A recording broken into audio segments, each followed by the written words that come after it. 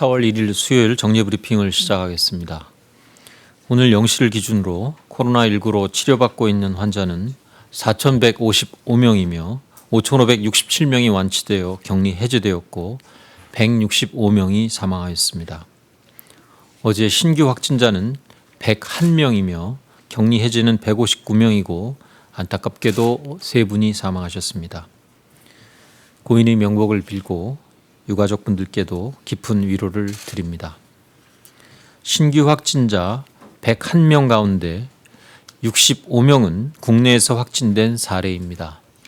이 가운데 대부분은 교회와 병원 등에서 발생한 감염 사례로 아직까지 국내에서의 집단 감염 사례가 주요한 확진 요인으로 평가되고 있습니다.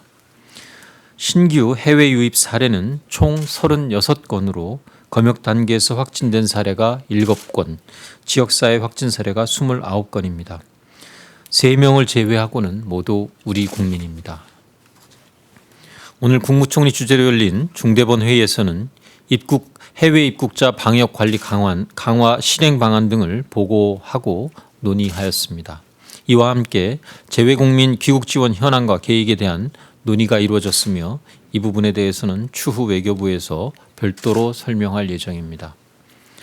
정세균 국무총리께서는 오늘 0시부터 모든 입국자에 대하여 자가격리가 의무화되면서 당분간 귀국하는 우리 국민들을 중심으로 자가격리 인원이 늘어날 전망으로 지방자치단체를 중심으로 자가격리자 관리에 역량을 집중할 것을 당부하였습니다. 특히 해외에서 입국하는 분들이 우리 공동체의 안전을 지키기 위하여 협조해 주실 것과 관계기관에서 이러한 방침을 확실히 안내할 것을 강조하였습니다. 정부는 3월 22일부터 강화된 사회적 거리두기를 당부드리고 있습니다. 여전히 산발적으로 집단 감염 사례가 발생하고 있고 해외 유입 사례도 꾸준하게 이어지고 있어 100명 내외의 확진 환자가 매일 지속적으로 발생하고 있습니다.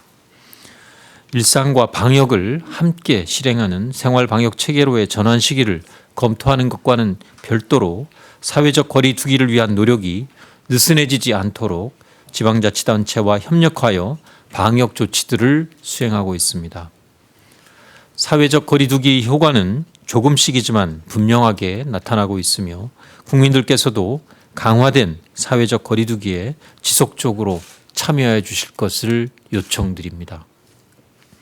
모든 국민이 방역의 1차적 주체로서 우리 공동체를 위한 협력과 참여에 동참하고 계신 점에 대하여 진심으로 감사드립니다. 금주말까지 예정된 강화된 사회적 거리 두기 이후에 사회 생활방역 체계 전환을 비롯하여 어떻게 우리 사회의 대응 수위를 조절할 것인지 검토하고 있습니다. 사회적 거리두기 효과, 현재의 코로나19 진행 상황 등을 평가하고 관계 전문가들의 의견을 들어 조속히 앞으로의 계획을 확정하겠습니다. 오늘 0시부터 해외 입국자 방역 강화 시행에 따른 구체적인 준비 상황에 대하여 설명드리겠습니다.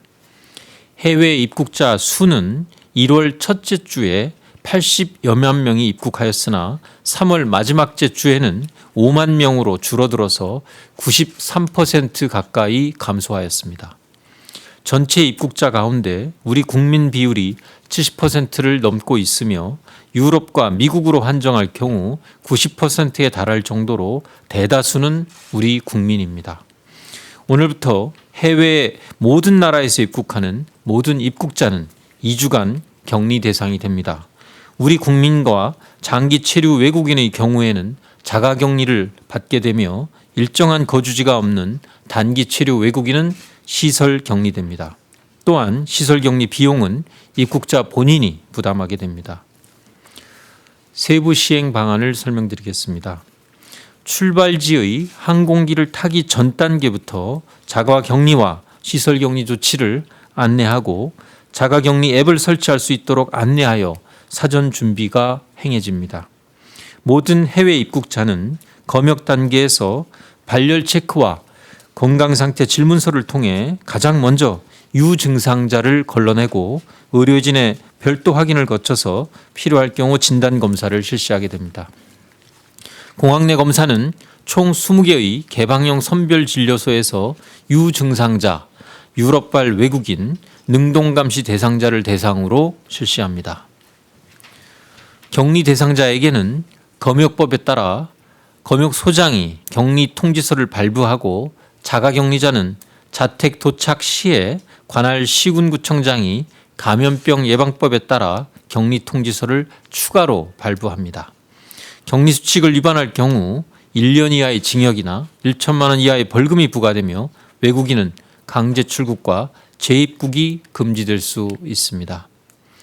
시설격리 대상자를 위한 격리시설 운영은 이미 확보된 임시생활시설 9개소를 단기 체류자 격리시설로 병행 운영하되 시설 부족에 대비하여 민간 호텔도 추가 확보할 계획입니다.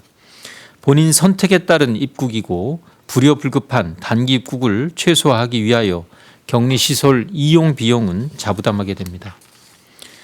자가격리자에 대해서는 전담 공무원의 관리와 자기관리 앱을 통한 관리, 주민신고센터와 같은 사회적 관리 등 여러 겹의 관리를 중첩하여 관리하며 브리핑 시 여러 차례 언급한 바대로 자가격리 수칙을 위반할 경우 내 외국인을 불문하고 무관용 원칙에 따라 벌칙이 적용됩니다.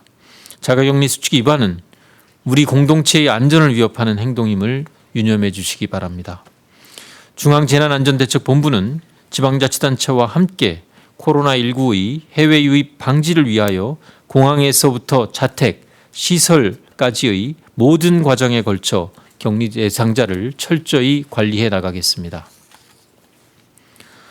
학교의 개학 추가 연기와 온라인 단계적 개학 조치와 더불어 어린이집 휴원 기간도 추가로 연장됩니다. 추가 연장 조치 이후 재개원 여부는 확진자 발생 수준과 긴급 보육 이용률 등을 살펴 추후 결정토록 하겠습니다. 휴원 기간 동안에 긴급한 돌봄 수요가 있는 경우에는 어린이집의 긴급 보육을 이용하실 수 있습니다. 가정 돌봄이 필요한 경우에는 가족 돌봄 휴가 제도와 아이 돌봄 지원 사업 등을 적극 활용해 주시기를 당부드립니다. 긴급 보육 이용이 계속 증가 중인 점을 고려하여 어린이집 내에서의 방역에도 보다 철저를 기하도록 하겠습니다. 매일 2회 이상 체온을 측정하고 증상이 나타날 경우 아동과 교직원이 자택에서 쉴 수 있도록 조치하고 있습니다.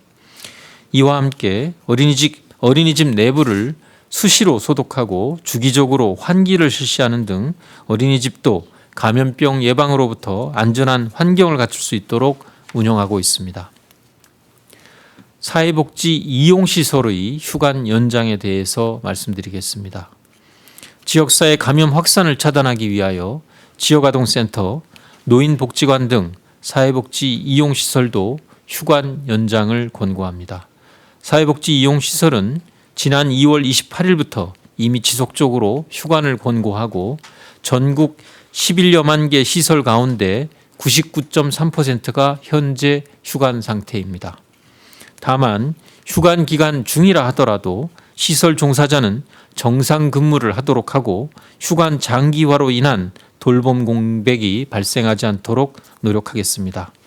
가족 내 돌봄이 어려운 경우에는 긴급 돌봄을 제공하고 식사가 어려운 분들께는 도시락을 배달하는 등의 지원을 실시하고 있습니다.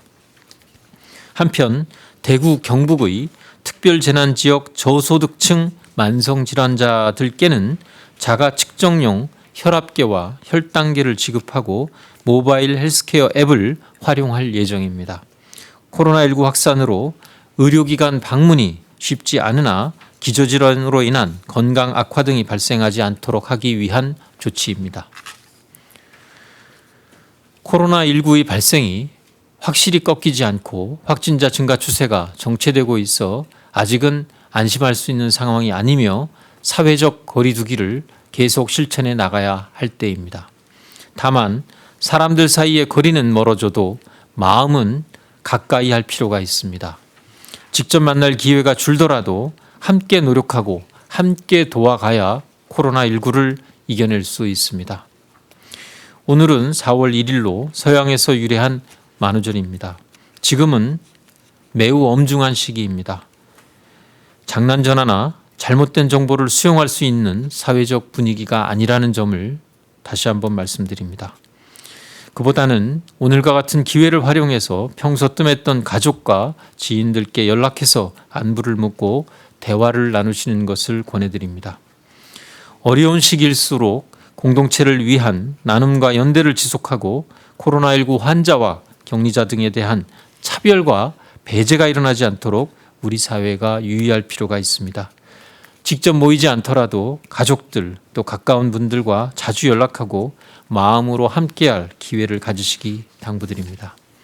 지금까지 성숙한 시민의식을 보여주고 계신 국민 여러분들께 재차 깊은 감사의 인사를 드리며 서로를 위로하고 조금 더 힘을 내서 사회적 거리두기에 적극 참여해 주실 것을 요청드립니다. 코로나19의 최일선 현장에서 환자 진료와 방역 업무에 매진하고 계시는 의료진과 관계자 여러분들이 노고에도 깊은 감사를 드립니다. 정부는 수고하고 계신 의료인들에 대하여 최선의 예우와 지원을 다하기 위하여 노력할 것이며 국민 여러분들께서도 우리 의료인들에 대하여 감사와 성원을 보내주실 것을 요청드립니다.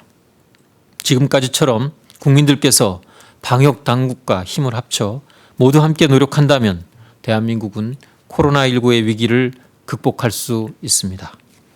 감사합니다.